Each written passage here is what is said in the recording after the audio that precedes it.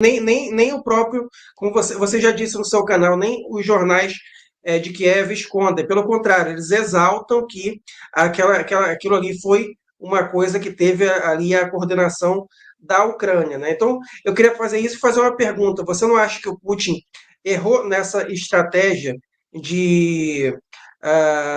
Eu não queria usar essa expressão que pode parecer ofensiva aqui para o canal, mas tipo, manter o Zelensky vivo?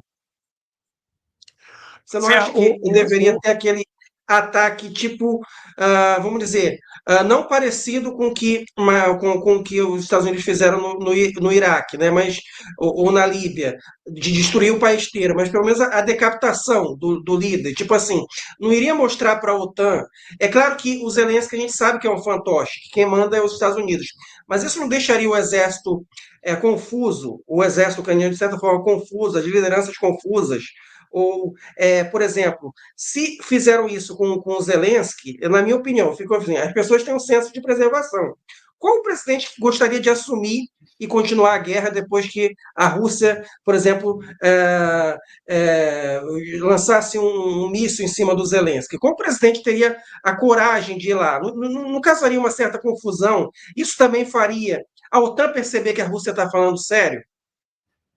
E a OTAN também ah, ficar com medo de continuar esse apoio? É a minha tem pergunta, duas coisas, entendeu?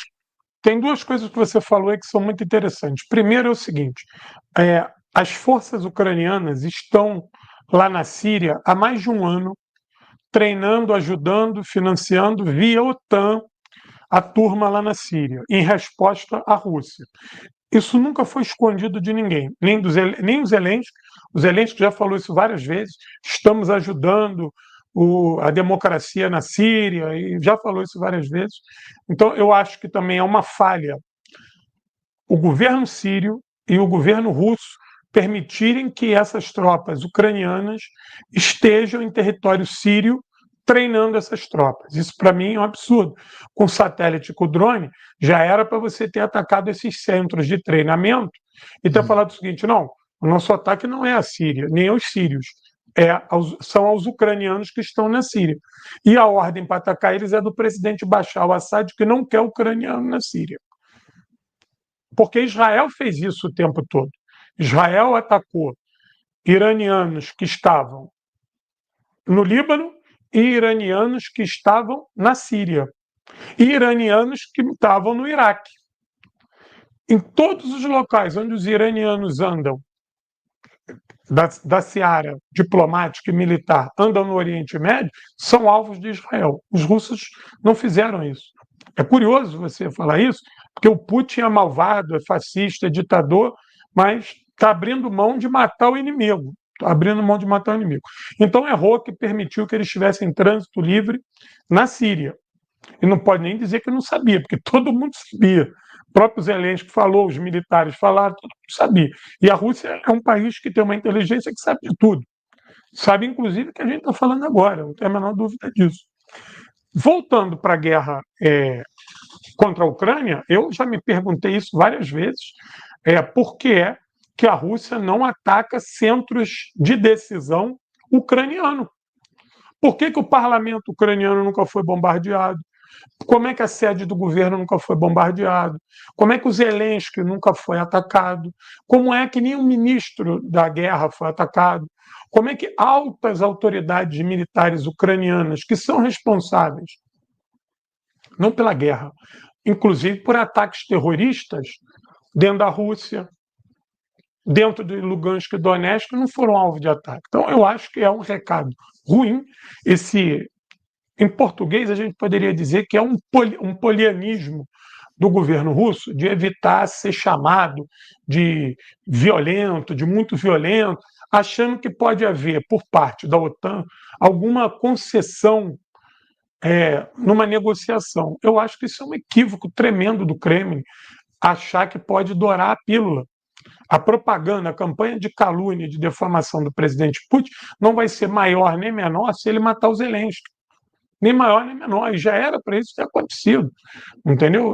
Guerra é guerra. Você pode ver que quando eles tiveram oportunidade, eles conseguiram jogar um drone no telhado do Kremlin. Quando eles tiveram oportunidade. Aquele drone que eles bateu lá no telhado do Kremlin, que explodiu, saiu de um veículo que estava estacionado próximo ao Kremlin. A Rússia depois investigou e descobriu. Entendeu? Não sei se prendeu as pessoas, mas descobriu. Foi notório que o atentado lá na Ópera de Moscou era algo que estava na conta do serviço de segurança ucraniano.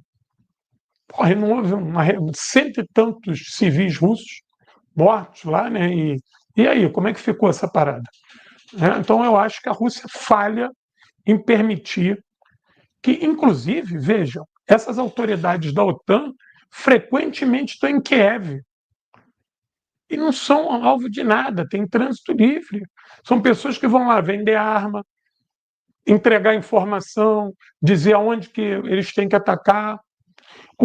A Rússia tem mísseis e armas para fazer ataques fantásticos que a gente não tem nem noção do que ela é capaz de fazer.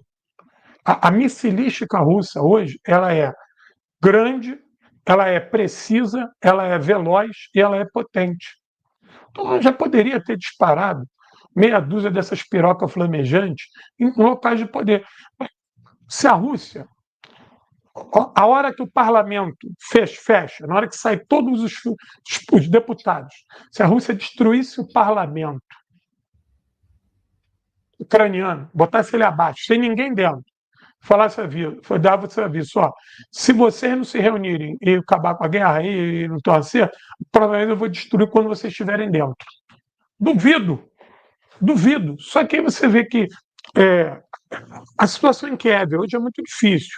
Tem muitos apagões, tem falta d'água, o sistema elétrico em Kiev não consegue voltar, porque os russos destroem ele sistematicamente. Eu entendo que a Rússia quer cansar o povo para o povo se livrar do Zelensky, mas isso não vai funcionar em curto prazo. Isso aí é uma coisa que funciona a longo prazo. Essa turma que está em Kiev, ela volta e meia ela é suportada, porque a Europa manda gerador, manda dinheiro, manda não sei o quê, vai contrabalanceando os prejuízos que a Rússia vem fazendo. Então, eu concordo com você, eu acho que a Rússia deveria ter mais sangue nos olhos, e jogar pesado. Guerra é guerra mesmo. Só para resumir isso, Eduardo, nós não podemos esquecer que a Rússia, em 5 dias, chegou em Kiev. Quando começou a guerra, a Rússia, em 5 dias, no 4º dia, na noite do 4º dia, a Rússia tomou o aeroporto de Kiev. Tamanha facilidade que a Rússia encontrou. Ela botou tropas dentro do aeroporto de Kiev. Foi quando destruiu aquele Antonov gigante, que era o maior avião do mundo, tomou Kiev, tomou o aeroporto de Kiev. Ali era uma cabeça de ponte para tomar Kiev. Aí foi ter aquele acordo lá na Turquia, que era um acordo mentiroso. A Rússia, em sinal de boa-fé, tirou toda a sua coluna, todas as suas tropas que já estavam na beirada de Kiev. Poderia ter tirado tropa nunca, enquanto a paz não tivesse sido realmente ratificada. Então, eu acho que a Rússia vem trabalhando muito essa questão social da Ucrânia, né? Eu já ouvi isso de autoridades russas, que a última coisa que eles querem é deixar prejuízo para o povo e que o povo ucraniano odeie os russos, que é uma verdade. Por mais que a guerra esteja passando, você não vê o povo ucraniano contra a Rússia. Você não vê manifestações contra a Rússia em Kiev. É uma coisa até esdrúxula, que boa parte da população ucraniana é a favor da Rússia. Isso é uma coisa esdrúxula, porque entende, sabe quem é Zelensky, sabe quem é a OTAN, e o que é pior, a economia do país antes da guerra já era péssima, agora então mais ainda. Então eles entendem que a presença russa só vai melhorar. Você vê que cerca de 200 mil ucranianos voltaram para a Ucrânia dos territórios ocupados pela Rússia. Querem recomeçar a vida aonde os russos chegaram. Eu vi as reformas que a Rússia vem fazendo. Eu vi a reforma que fez em Mariupol. Cara, não parece que a cidade foi bombardeada ontem. Até o shopping voltou a funcionar, uma coisa de louco. A engenharia russa botou a cidade em pé toda de novo, convidando as pessoas para morar, está reconstruindo casa, construindo. Inclusive, estavam reconstruindo até um conjunto habitacional naquele mesmo modelo de conjunto da época soviética, né? Mesmo modelo. Então, eu acho que a Rússia não pode ter medo de ter sua popularidade abalada, porque ela já é caluniada no Ocidente, e essa estratégia da luta, no início os russos chamavam essa luta de luta estanque. Você não fazia uma guerra total, seria uma luta estanque, luta por módulos, por seção. Eu acho que isso tem levado a um arrastar de conflito muito grande. Por quê? Porque as tropas ucranianas que lutam na linha de frente, elas ainda conseguem ter esperança de que vão ganhar alguma coisa. Entendeu? O exército russo que está mobilizado na linha de frente é pequeno. É pequeno. Você tem uma razão aí, às vezes, de 5 ucranianos para 1 russo, e os russos ganhando a guerra. Então, eu acho que a Rússia já era para ter dado um baque, entendeu? Já era para ter sitiado a Cracóvia, que entrar na Cracóvia é difícil. É uma cidade densamente urbana, vai ser um gasto para o soldado. Você pode ver que toda a guerra a Rússia tem evitado entrar nas cidades. Ela só entra na cidade quando já é para tomar e para definir. Eu acho que tomar a Cracóvia vai ser muito difícil pela densidade urbana, para tu ter cercado a cidade, deixado um corredor para oeste e ter falado para a população: olha só, a cidade está cercada, tem esse corredor aí para vocês irem embora para Kiev. Quer ir embora para Kiev, vai. E tal dia, em tal hora, eu vou começar a bombardear essa merda aí e vou ficar bombardeando. A população da Kharkov ia sair da Kharkov, ia para Kiev, ia causar o caos em Kiev. Kiev não suportaria. Lógico que os Zelensky ia ter que negociar. A questão de Odessa. Porra, a União Soviética era uma das forças no mundo com maior capacidade anfíbia. Maior capacidade anfíbia. Os soviéticos treinavam um dia sim, outro também, desembarque anfíbio. Isso era uma temática dos soviéticos. A Rússia é herdeira disso. Pô, eu não acredito que a Rússia não consiga fazer um desembarque anfíbio em Kherson e dali tomar Odessa. Porque se toma Odessa, você fecha a Ucrânia, você vai falir a Ucrânia. A Ucrânia vai perder o porto mais importante dela. E nem pode dizer que vai ser uma manobra arriscada militarmente, porque as forças militares ucranianas que estão em Odessa nem são forças principais. E mais, existe uma resistência russa em Odessa que volta e meia sabota as coisas lá. No outro dia, a resistência russa, lá, a população, sabotou um Ilmar. Teve um Ilmar que parou de funcionar. A população foi lá e destruiu a porra lá, o grupo de resistência russo que opera nas sombras lá em Odessa. Eles sabotaram lá um IMARS, lá, uma plataforma IMARS. Então, eu acho que a Rússia já deveria ter mostrado um pouco mais de impetuosidade. Eu acredito que já poderia ter definido esse conflito. E com a vitória na mão já, porque a Rússia tem condição de ganhar a guerra. Só que existe, Eduardo, eu conversando com alguns especialistas russos, existe uma corrente hoje no Kremlin que acha que a guerra em conta-gota favorece a Rússia.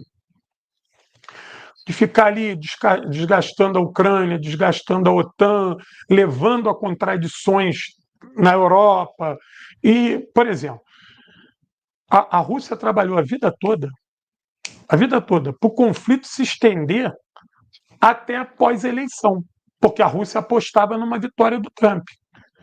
A Rússia, nós aqui que desejamos ver o conflito encerrado, de repente, pelas armas, para acabar logo essa matança, a Rússia aposta que pode levar a isso. Agora nós temos uma contradição, a OTAN versus Trump, Trump versus OTAN. Tem uma contradição aí. E a Rússia adora isso. Isso é um jogo político do Kremlin. O Kremlin aposta muito mais nesse xadrez diplomático do que nas suas armas, mesmo sabendo que as suas armas são poderosas e que, obviamente, já poderia ter ganho. Porque se em torno de 150 quilômetros de linha de frente, 200, acho que no máximo, né, de linha de frente, a Rússia tem dia que faz operação em toda a sua linha. Toda a linha de frente assalta. toda a linha de frente avança. Pô, isso é uma coordenação do caralho, isso é fantástico. Isso era uma coisa que a gente conseguia ver o Exército Vermelho da União Soviética. Nenhum outro exército no planeta conseguia lutar numa linha tão extensa, cento e tantos quilômetros, que também era a característica da guerra naquele momento, e os soviéticos estavam lá do Mar Negro ao Báltico, do Cáspio ao Báltico, e envolvendo tropas de céu, terra e mar.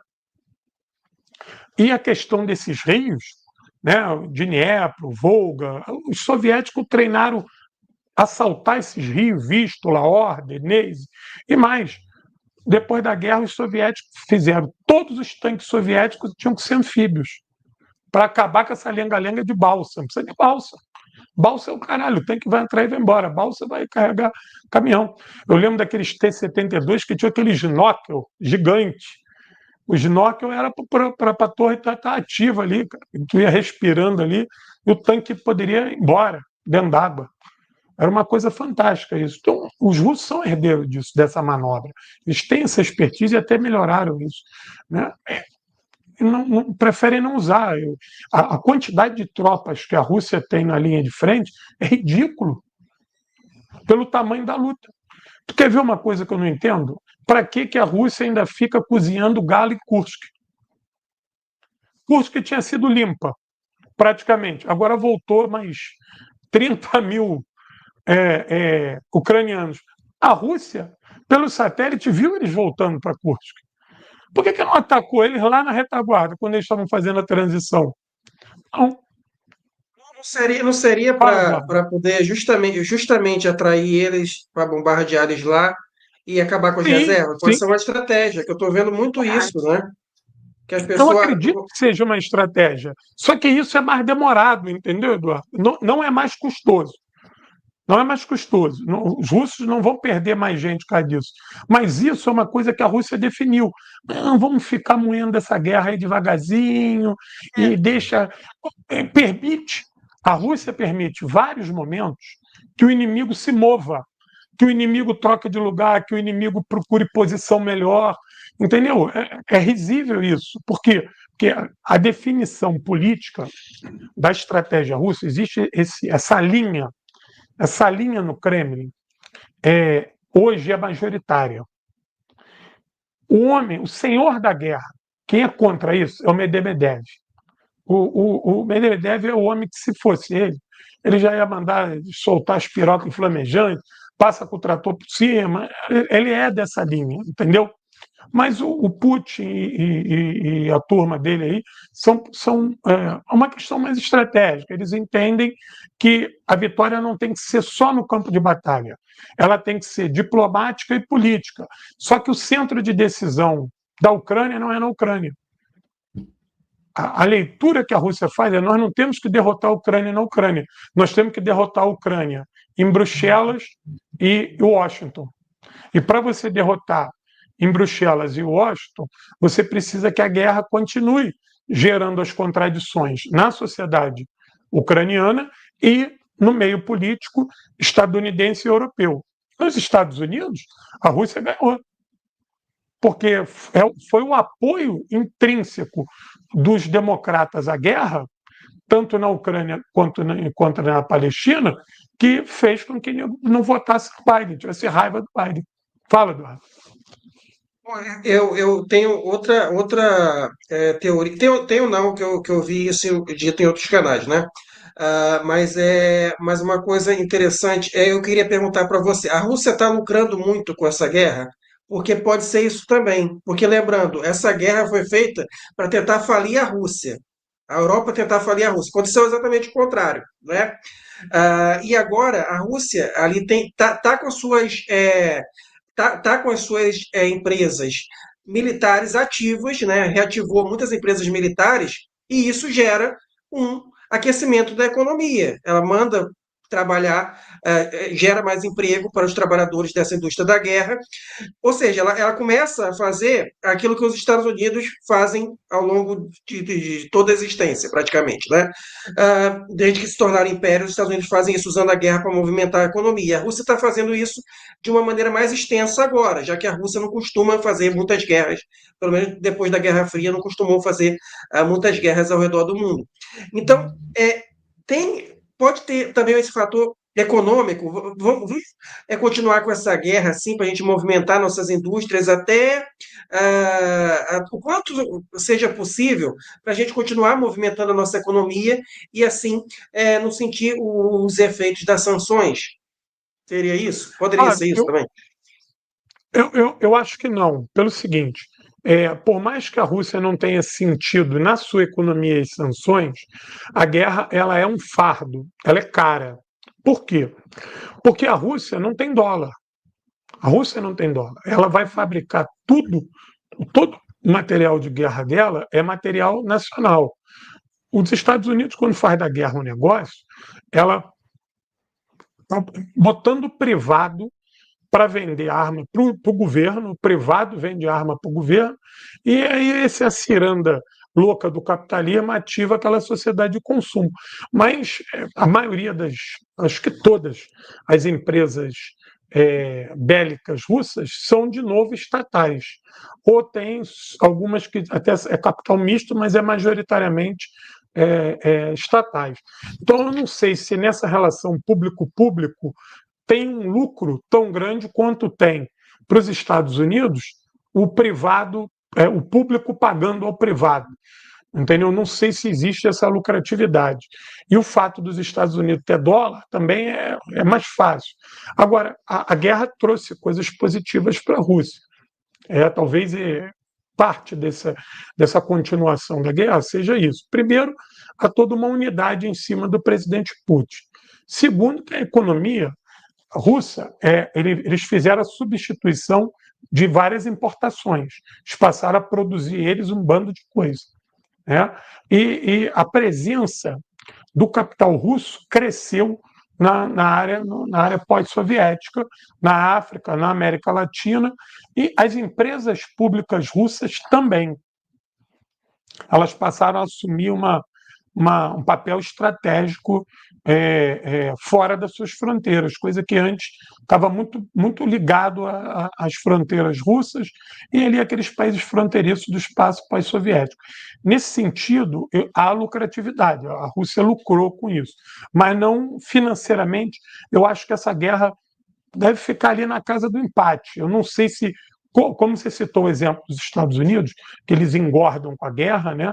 Até porque é uma miríade de interesses. É o Estado estadunidense pagando, enchendo o rabo dos barões das armas. Aí essa montoeira de dinheiro vai para a ciranda do capital. Na Rússia, não.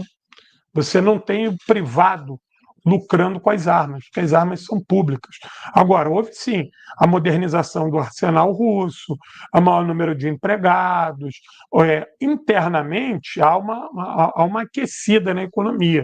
Eu vou dizer uma coisa para você: eu estive em Kaliningrado em março e abril desse ano. Pô, cara, o Kaliningrado não fica atrás de nenhuma grande cidade europeia, a nível de vigor.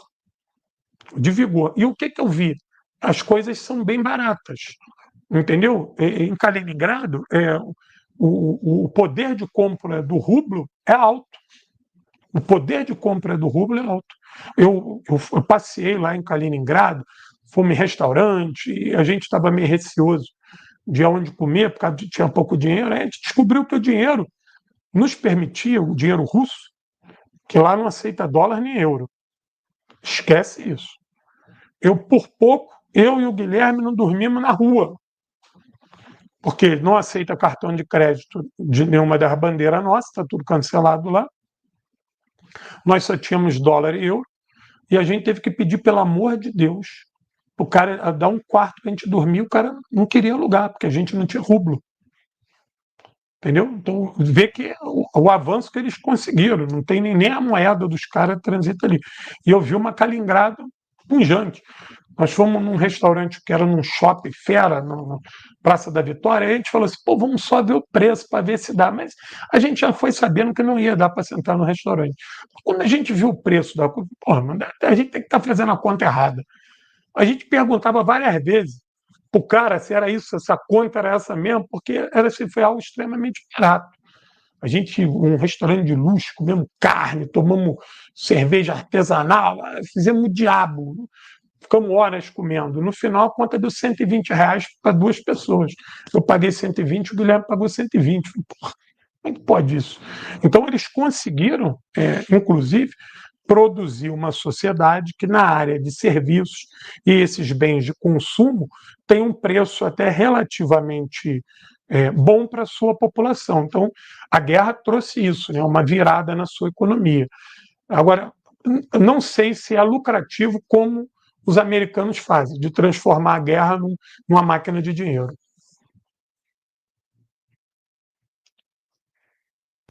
Ô, Pitilo, como é que tu enxergou essa questão aí dessa troca de mísseis aí, né? Essa loucura do Biden aí liberando, quase no apagar das luzes do governo dele, né? Liberando os mísseis de longo alcance. E o nosso super míssil russo, né? Apavorando a OTAN, né? Fala um pouco para nós sobre essa questão aí. Portinho, o Biden, ganhando ou perdendo a eleição, ele ia liberar os mísseis. Os russos já sabiam isso. Ele só não liberou os mísseis antes porque tinha eleição. E ele sabia que isso ia contar contra ele. Só que ele imaginou que ele ia ganhar a eleição. Entendeu? Por quê? Já era uma exigência da Ucrânia os mísseis.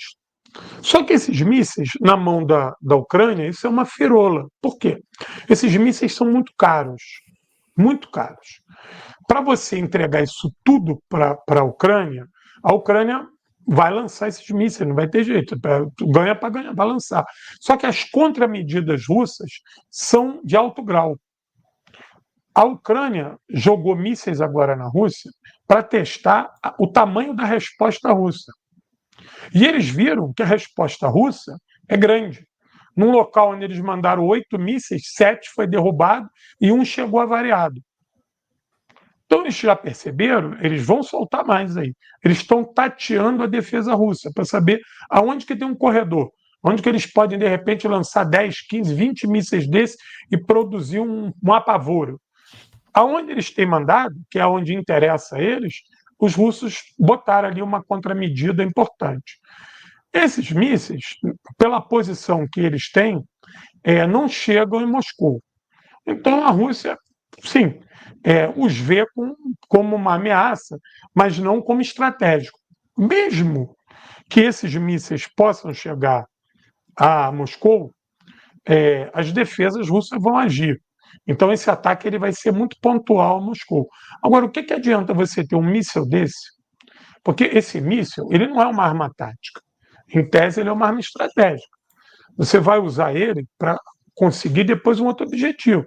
Então eu vou lançar esses mísseis ali, vou destruir tudo ali e vou ocupar aquilo ali. Só que a Ucrânia não tem tropa para avanço. O míssil na mão dela vai ser uma arma de vingança, pura e simplesmente. Então, estrategicamente, a OTAN deve pensar assim: eu vou dar esses mísseis para esses caras. Isso custa caro para caralho. Vou dar. Eles vão lançar essa merda. Não vai produzir o efeito necessário. Então é melhor a gente dosar isso aí e deixar só na propaganda. Porque a entrega dos mísseis foi que nem a história que iam chegar os tanques Abrams. Entregaram 11. Depois que foram destruídos 4 e capturaram 3, acabou.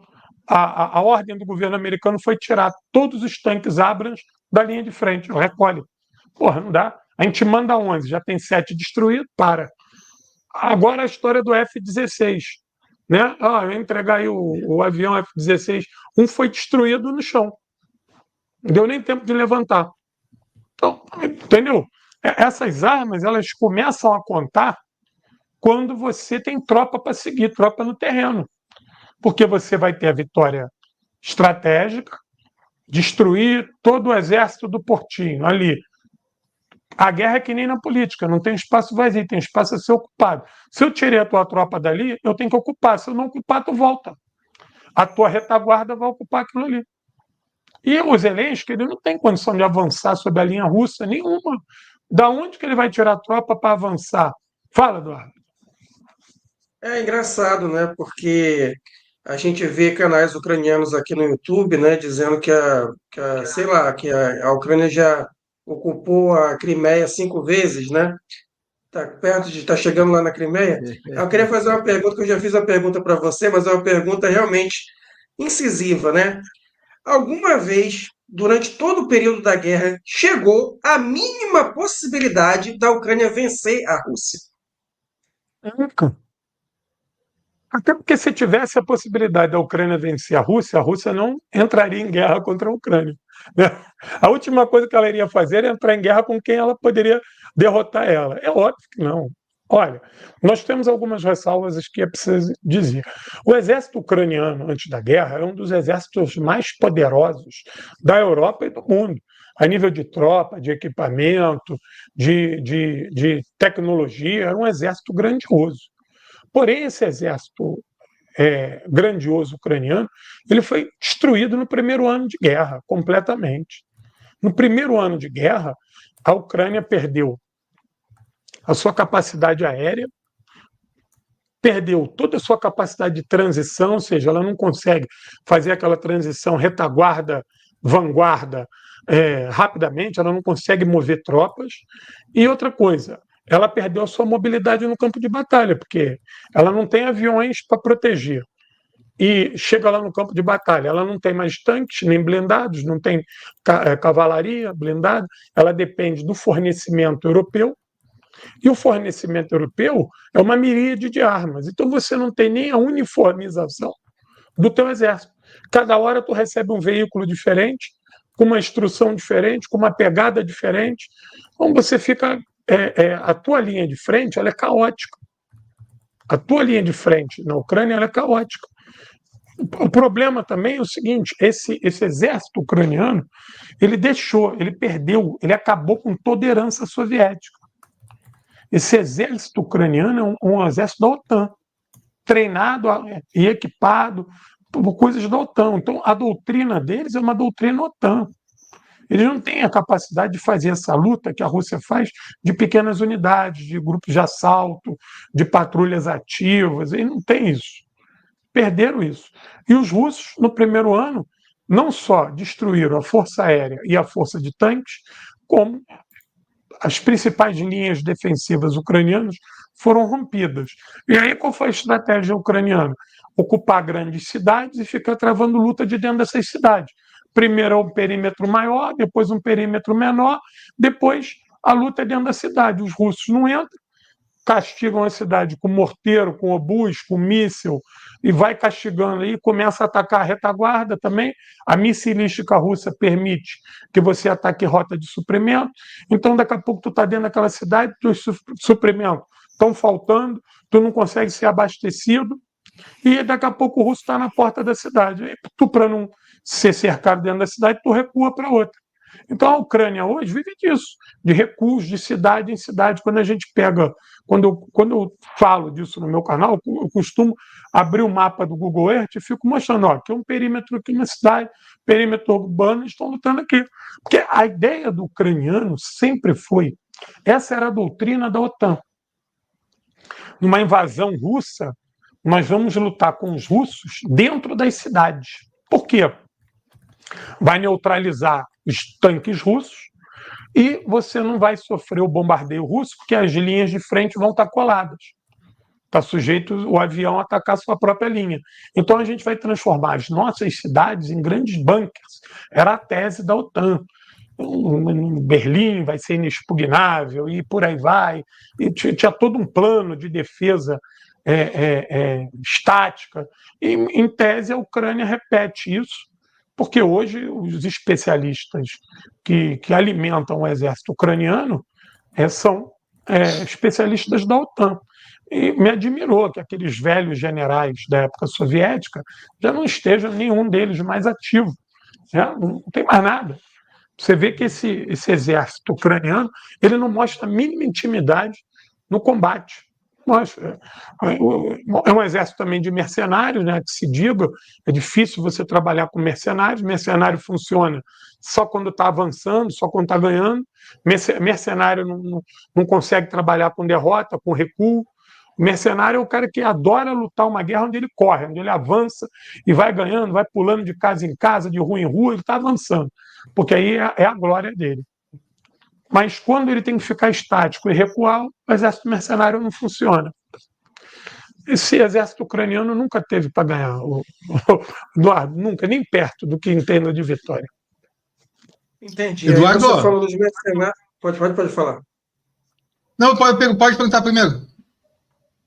Não, então isso aí que esse negócio de mercenários, eu já ia perguntar sobre mercenários, só que aí você falou, eu lembrei de novo, que eu tinha me esquecido, agora você falou, eu lembrei. De vez em quando eu faço o obituário aí desses mercenários brasileiros que foram lutar lá na Ucrânia, né? É, então, Teve alguém que aí botou no comentário aqui, ô Eduardo, que ele viu uma entrevista aí de um mercenário brasileiro que foi lutar na Ucrânia e o cara disse que lá viu que os russos estavam passeando, estavam treinando por lá, né? Voltou apavorado. não, é um vídeo que eu reagi no meu antigo canal, eu tenho em backup, eu só não coloco de novo porque eu tenho medo que alguém denuncie por discurso de ódio, porque eu estava reagindo a um vídeo desse ataque que teve, o primeiro ataque russo contra brasileiros, realmente, eu acho que foi naquela base que fica em Lviv, né? Lviv, que é a parte ali que fica mais próxima da Europa ali. Então ele estava gritando, né? Tinha ali um conglomerado ali, várias pessoas gritando em línguas diferentes ali, né? Vários mercenários estrangeiros, e tinha o brasileiro lá Tudo quanto é nome. chamando o amigo dele, Mitchell, Mitchell. E o engraçado é que ele gritava literalmente: cai míssil todo dia, cara! Cai míssil todo dia! Segunda-feira eu vou para casa. Cara, eu morria de rir, cara, eu juro. Eles falam isso, cara, eles falam isso. Literalmente isso: cai míssil todo dia, segunda-feira eu vou para casa. Eu morri de rir, porque, cara, o cara sai do Brasil, vai lá fazer um papelão desse. É. Meu Deus do céu, que ele achar que guerra é videogame, dá tempo de tu aperta o play, pega a arma, se equipa, vai pro campo de batalha andando. Ele acha que é isso, só que não é, né? Muitos acreditavam que iriam fazer, além de ganhar uma boa grana, eles acreditaram também que iam sair dali para ter respaldo para trabalhar para essas empresas mercenárias americanas em todos os lugares do mundo. Eles acreditaram nisso. Ali é a porta de entrada para a gente fazer mais negócios desses em algum lugar do mundo. Mas se viu que não, porque a coisa lá é muito dura. E teve aqueles também que acharam que iriam conseguir algum tipo de fama, né? Que isso ia trazer para ele a internet, que ele ia ser o guerrilheiro famoso da internet, que o canal dele, que o relato dele da guerra. Só que eles chegam lá, eles são expostos a uma situação de frenesi tão grande que o cara não consegue criar canal. O cara não consegue comentar, falar nada, ter o mínimo, porque a bala está voando, tem ordem para fazer, o fuso horário é diferente, ou está muito frio, ou está chovendo, o russo está chegando, então o cara não consegue. Aquele picareta daquele que morreu lá, que matou o irmão e foi para lá, que era policial militar. Panavo, Max Panavo. Esse bobalhão ele não estava na linha de frente. Ele ficava fazendo aquele canal dele todo porque ele não estava na linha de frente. Entendeu? Aquele cara não estava nem em combate. Ele ficava na firula ali, dele ali, e mostrando arma, e fazendo não sei o quê. O cara tinha aparelho no dente. Eu fico imaginando, tu na guerra, quem já usou aparelho sabe, como é que tu vai cuidar do teu dente? Aí, eu também usei. Como é que tu vai cuidar do teu dente com aparelho na linha de frente? Pô, tu come um biscoito, aquela porra já tá lotada de comida. Imagina tu com aquela ração, o arame solta, que eu não sei o quê. Ele tinha aparelhinho, aí cara, com o RPG, a farda daquele homem estava sempre limpa. Nunca vi uma. Ó, gente, eu jogo airsoft. É bolinha de plástico. Eu chego em casa todo sujo. É impossível. O cara estava na guerra, estava impecável. O único dia que ele foi para a guerra foi o dia que ele morreu. Foi o dia que a artilharia russa triturou ele. E detalhe, não tem corpo até agora. Não tem corpo. O cara falou, ó, não tem corpo. Aonde ele está, impossível chegar, e quem estava com ele disse que o corpo dele foi feito em pedaços. Tadinho, não deu nem para catar o aparelho no dente. Mas é isso que eu queria falar, que é a minha preocupação, né? Ok, morreu lá, ficou lá, tudo bem. Agora, os que voltam, eles poderiam ser elementos de agentes do caos, um possível golpe no Brasil, uma desestabilização da OTAN no Brasil, esse que é o problema. Eu acho que eles poderiam compor. Só que é o seguinte, tu já tem tanto militar aqui no Brasil que quer prestar esse serviço, não é essa meia dúzia de bundão que vai falar isso. Tu acha que esse meia dúzia de bundão vai tomar a vaga do general? Pô, o general quer ser homem da OTAN aqui. Porra, vou dar um golpe no Lula, vou ser homem da OTAN. O sonho do militar brasileiro é servir cafezinho no Pentágono. O militar brasileiro tem esse sonho. Meu sonho é servir cafezinho no Pentágono. Ele não tem honra e glória, não. Eles são antipovo e antipátria. Esses aí não iam ter vaga. Não iam ter vaga. Os generais não iam permitir, não. O general falar, não, eu sou homem. O sonho deles é fazer massagem no pezinho. Pois é, esses reacionários que vão para lá, o meu medo é que eles sejam agentes do fascismo aqui, entendeu? Que eles sejam agentes do fascismo. Esse é o medo, porque é óbvio. Para estar indo para a Ucrânia, o que esse cara não pensa, a visão dele, né? No outro dia, eu vi um brasileiro, esse que morreu agora por último, o idiota estava com o distintivo da FEB. Que pode, o cara com o distintivo da FEB lutando do lado dos Não tem fascistas. nada de história, não tem nada de história, não tem de nada. Isso foi uma coisa que eu ia falar que eu esqueci, o Eduardo. A Rússia sabe onde são as unidades do Azov, pô, que não estão na linha de frente. A Rússia já não jogou meia dúzia de quinzal nesses caras e não matou todo mundo. Entendeu? Esse tipo de coisa que. Aí tu entende que a política russa para essa guerra é uma coisa a passos lentos, é uma coisa que. Conflito tem que continuar existindo, entendeu? Porque a Rússia não quer derrotar a Ucrânia na Ucrânia, quer derrotar a Ucrânia nos Estados Unidos e na Europa.